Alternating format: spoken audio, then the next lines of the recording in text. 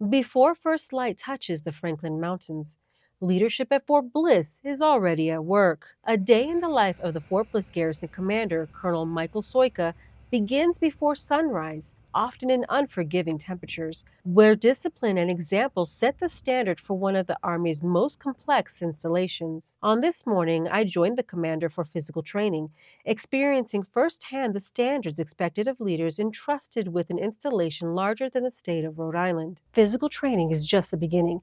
Join us as we take you behind the scenes for a day in the life of the Fort Bliss Garrison Commander, inside the meetings, the decisions, and the responsibilities that keep this installation running. Spanning more than 1 million acres, Fort Bliss operates as a self-sustaining community, one that demands constant leadership, oversight, and innovation. You have to work through people in an installation this large. You can't do it by yourself. And so the team is what really makes it happen. I've got a great team of dedicated Department of the Army civilians that have a tremendous knowledge base that help me understand what's going on, help me move these things forward. Deputy Garrison Commander Aurora Castañeda says, "It's an honor to serve the garrison. It's an honor to serve the directors that work with us and to help take care of soldiers and families across Fort Bliss." leading an installation of this scale also requires adaptive decision-making. Hi, Krista. At Fort Bliss, the boonie cap is authorized, a practical measure that reflects the installation's climate and the commander's commitment to soldier health, safety, and mission effectiveness. From a health perspective, this makes it so you don't get sunburn on your ears and on your neck. And we have a lot of skin cancer around this area because of the fact that people are out in the sun all the time. And so this protects you from that. It also makes it a little bit cooler when it's hot out here. When it's 110 degrees out in the desert, it's better wearing this hat than something that's going to let you get burned on the back of your head. As the day progresses, focus shifts from personal readiness to enterprise-level sustainment. Fort Bliss produces nearly 80% of its own water, an operational advantage requiring deliberate stewardship and long-term planning. The water, the electric, all that stuff is quite a feat. We've done really well, and we'll continue to make it better. Solar farms across the installation generate approximately 30 to 40% of daily energy needed to support military housing, strengthening resilience and mission continuity. We have huge solar farms on post, and we're going to add some more. From routine work orders to major construction projects, Colonel Soyka maintains direct oversight because infrastructure directly impacts readiness. I like to come and stop by on the projects to make sure things are progressing well. This is one of our big projects, Stafford DFAC. So we've got it in for a full refurbishment. It had some significant utility failures and had to be taken offline.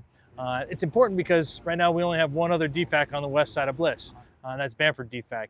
And so getting this back all the way back up to operational condition is key to being able to add redundancy and capacity over here on West Bliss, where we've got a lot of people. We're actually standing here where we're going to build more 3D barracks. We're standing next to the two that were the original prototypes that we built in 2022. But if I'm going to make Krista pan with me.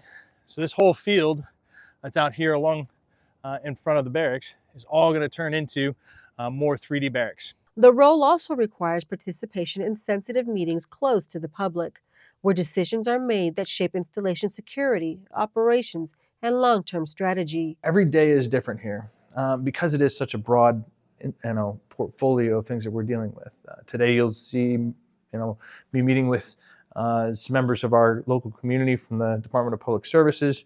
I'm trying to help them with one of their issues, and then I'm trying to help bring a driver's testing facility here on site on Fort Bliss. So as you know, about 30% of our soldiers when they come to the Army don't have a driver's license, but they have to go out in town to take a test. Well, I'm trying to make it so we can do that right here on Fort Bliss, which would be really cool. Leadership is also about recognition. Taking time to recognize excellence reinforces standards, morale, and service. And then, meeting after meeting after meeting, the biggest trend that, and yes, you guessed it, after meeting. So every day is very, very different. So you've caught one part of it, but if you came back tomorrow, it would look very different, other than we're going to do PT in the morning. The responsibility of garrison leadership extends beyond the installation gates. We have a lot of standing in the school board, not just because of where the schools are, but also because of the thousands of military-connected families that attend those schools. And so I'm there as a part of our community here on post to represent all the needs of our military-connected kids as they go to those schools. Balancing the demands of command also means prioritizing family. By including his family in installation events, Colonel Soyka reinforces the core truth of Army life, that family readiness is inseparable from mission readiness. It's never going to be perfect. Any job pulls away from your family, right?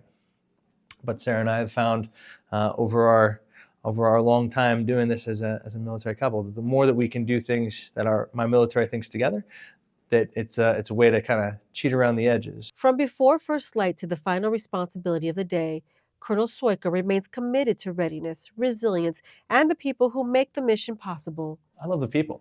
I mean, the people are why I'm still in the Army, and it's why I joined.